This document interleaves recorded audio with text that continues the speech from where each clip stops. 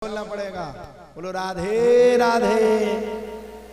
बताओ राधे राधे बुलावे खिलाने भी हमें किराए से बुलवाने आए।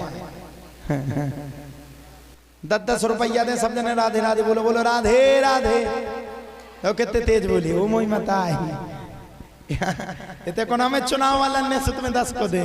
हाँ इतने कुल्लू है का तुमने दो और कल की ने आरती में फटे फटे 4 नोट चलाए थे 10-10 रुपया के। शर्म नहीं आओ तुम उनका है नहीं चढ़ाओ ना तो ना चढ़ाओ, कम से कम 10 रुपया फटो तो ना चढ़ाओ। तुम उनकी वजह से 2020 में कोरोना हो तो जहां मैं तो ये सोच रहा हम बड़े खुश नहीं आज तो अच्छी चढ़ोतरी आई। हमने जैसे कि नहीं सुखे तुमसे बीच में फटे के तुमसे बगल से फटे। एक जनन ने महान भाव ने कल हमें 100 रुपया दे सो बीच में से है। गांधी जी तो मिल गए लेके दिल्ली को लाल किला नहीं मिलू।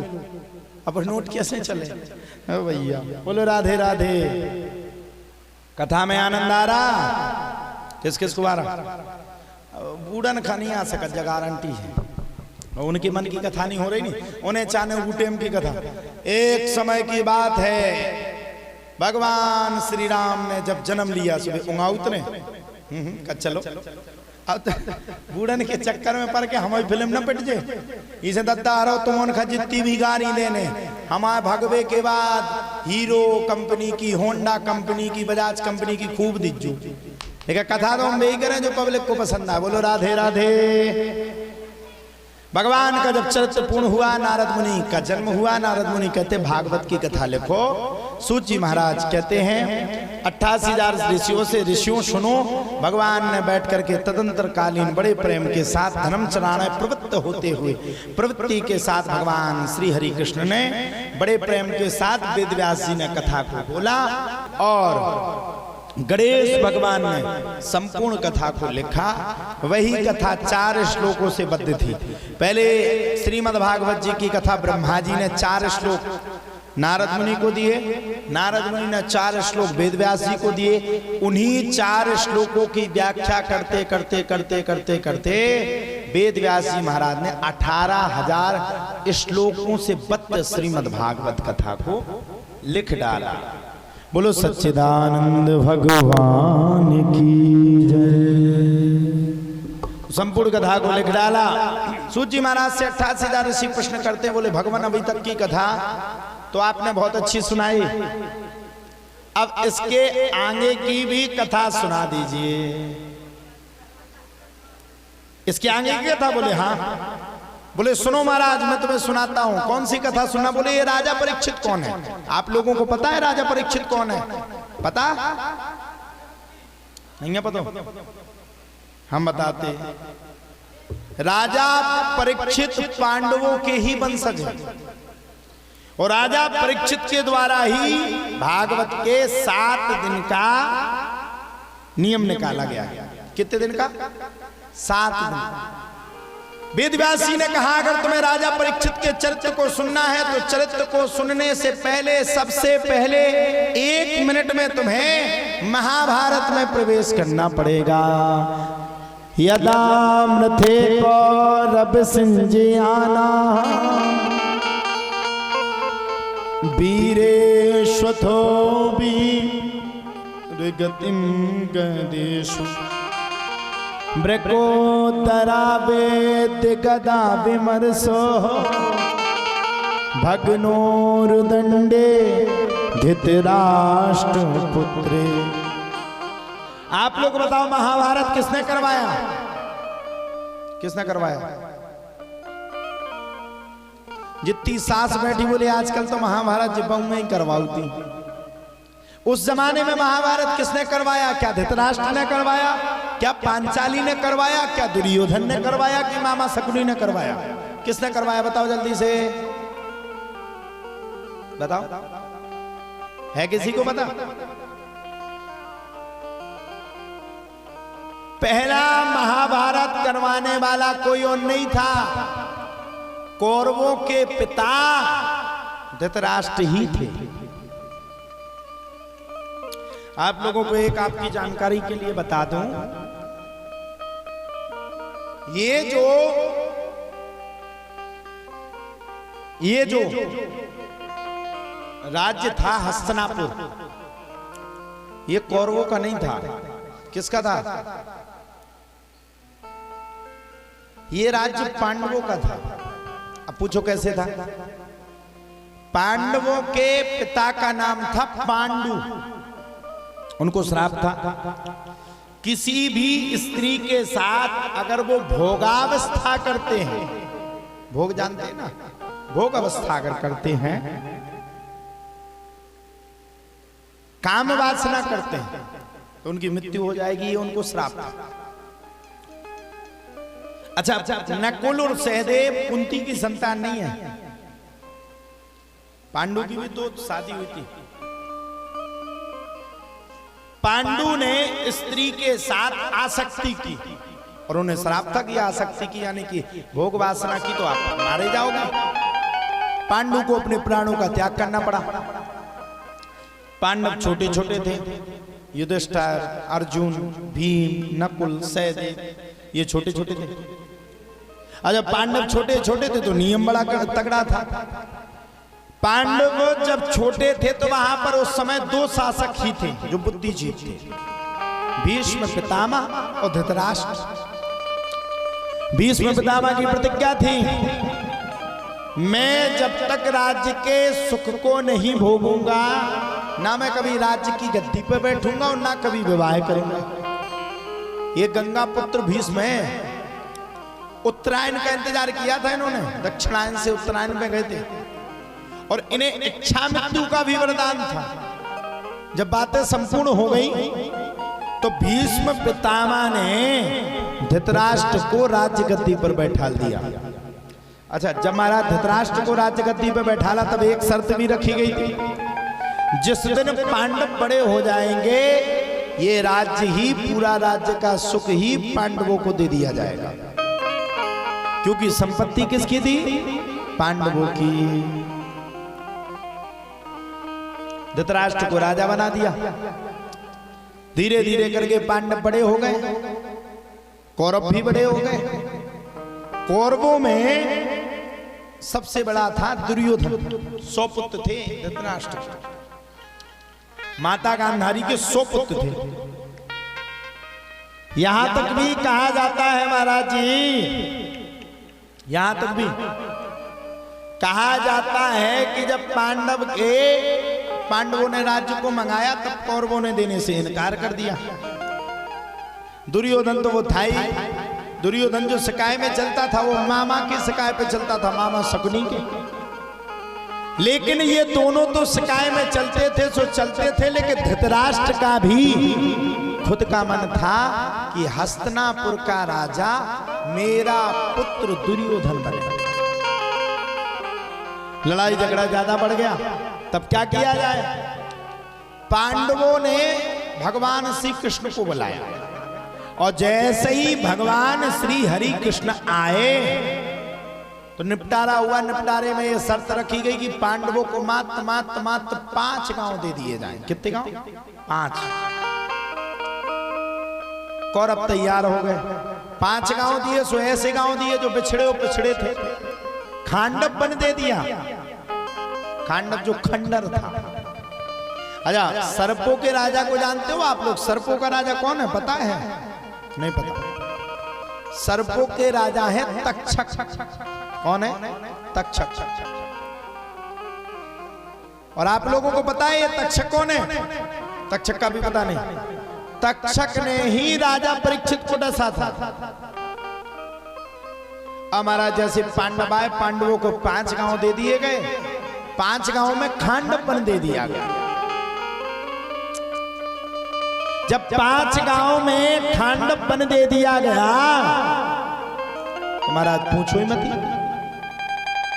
खांडवन दिया भगवान श्री कृष्ण ने, कह दिया अच्छी बात है, खांडवन मिल गया वो भी ठीक है, चलो। भगवान पहुंच गए खांडवन में। भगवान ने इतनी शक्ति के साथ कार्य किया कि राजा इंद्र से कहा कि खांडवन को इतना सुंदर बना दो, इतना सुंदर बना दो, इतना सुंदर बना दो कि ये खांडवन इंद्रप्रस्थ नगरी से कम ना हो। सुंदर से भी सुंदर बना दिया खांडव वन को, अत्यंत सुंदर बनाया। और खांडव वन में खजाना भी मिला, और खांडव वन में ही गांडीव धनुष अर्जुन को मिली, खांडव वन में मिली थी। इंद्र से कह दिया इतना सुंदर बना दो कि इंद्रप्रस्थ नगरी भी इतनी सुंदर ना हो जितनी सुंदर खांडव वन। राजा इंद्र ने नगरी को बनाया, बड़ी सुंदर नगरी बनी, और इसी नगरी का नाम पड़ गया इंद्रप्रस्थ। पहली गलती तो हो गई धृतराष्ट्र की। इंद्रप्रस्थ नगरी जब बनी, सभी राज्य राजा जितने भी थे सवाए, दुर्योधन भी पहुंचा। इंद्रप्रस्थ नगरी बड़ी अजीब थी महाराज, इतनी अजीब जिसकी कोई सीमा नहीं। बड़ी अजीब थी इंद्रप्रस्थ नगरी, बड़ी अजीब, अत्यंत अजीब।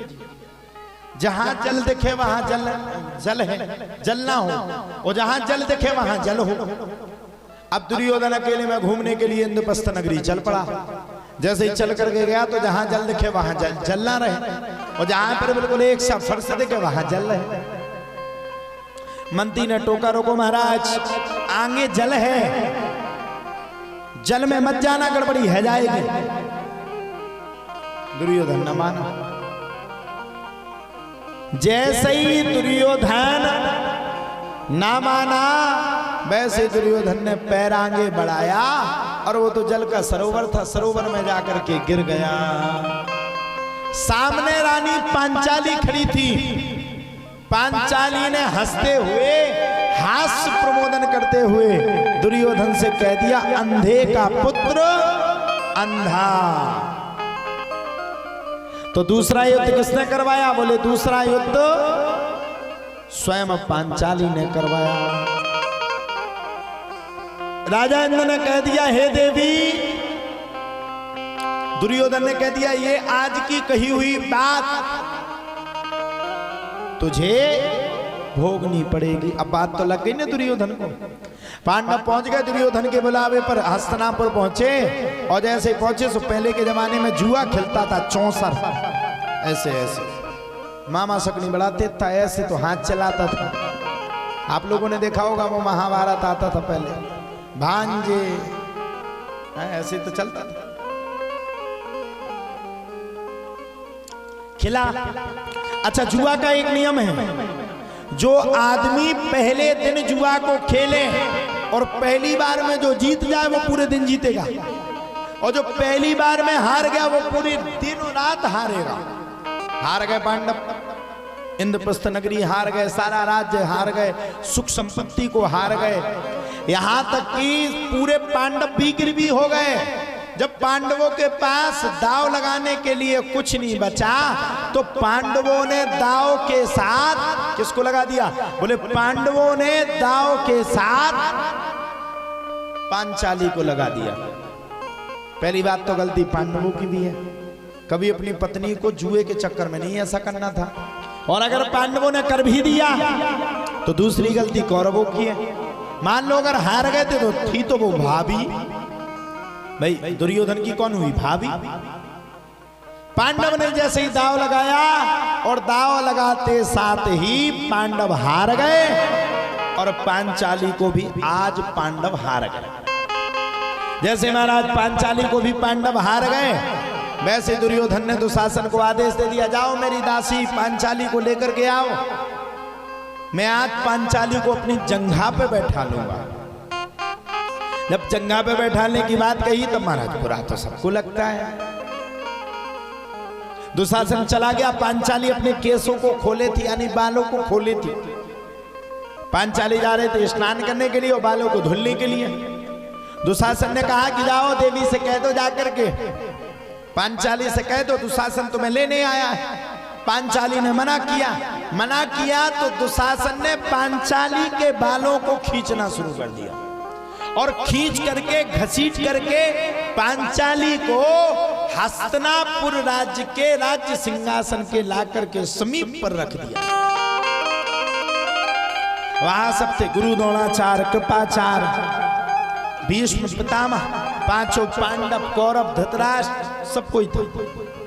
कोई कुछ भी नहीं बोला। दुर्योधन ने कह दिया जाओ मेरी दासी पांचाली की साड़ी को खींचो। सोचो आप, अगर पांचाली की साड़ी को उस समय खींच दिया जाता तो आज आने वाले समय में क्या होता? लोग अपने आप में सर्व से नहीं जी पाते। पांचाली ने पांडवों की तरफ देखा, पांडव तो बिल्कुल असहाय हो गए, हाथ होते हुए भी टूट गए। पांचाली समझ गई कि आज मुझे कोई नहीं बचा सकता है। महाराज आज तो पांचाली ने समझ गई कोई नहीं बचा पाएगा।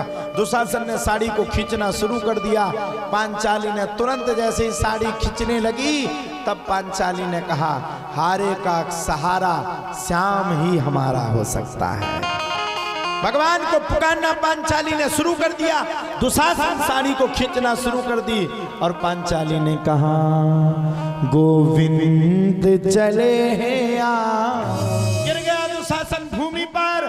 पांचाली ने खड़े होकर के दुशासन के लिए प्रतिज्ञा कर ली, मैं भरी सभा में पांचाली पांडवों की पत्नी पांचाली यहाँ पर प्रतिज्ञा करती हूँ कि जब तक दुशासन के छाती के लहू से यानी कि रक्त से अपने बालों को नहीं धुलूंगी तब तक मैं अपने बालों को केसों को बंधन में नहीं रखूंगी।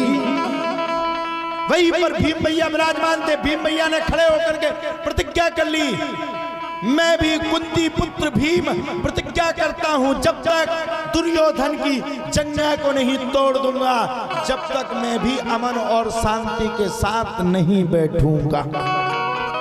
हो गई महाभारत की शुरुआत। पांडवों को वनवास अज्ञातवास मिल गया।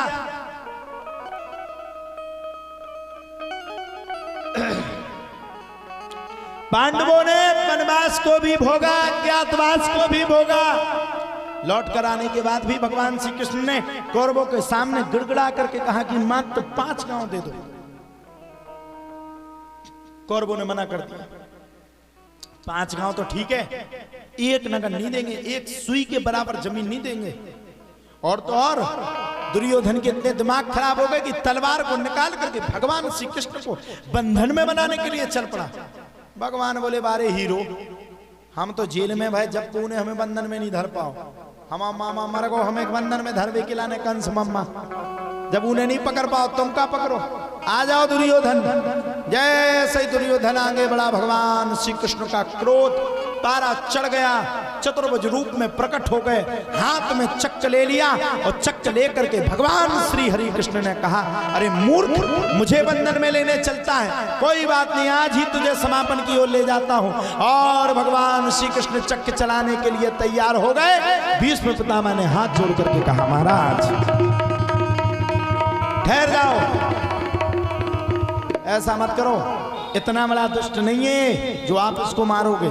इसको मारने के लिए तो अर्जुन ही और भीम ही पर्याप्त है, आप मत करो। भगवान लौट करके आ गए और भगवान जैसे ही लौट करके आए, अपने स्वरूप में आए, लौट करके चले गए।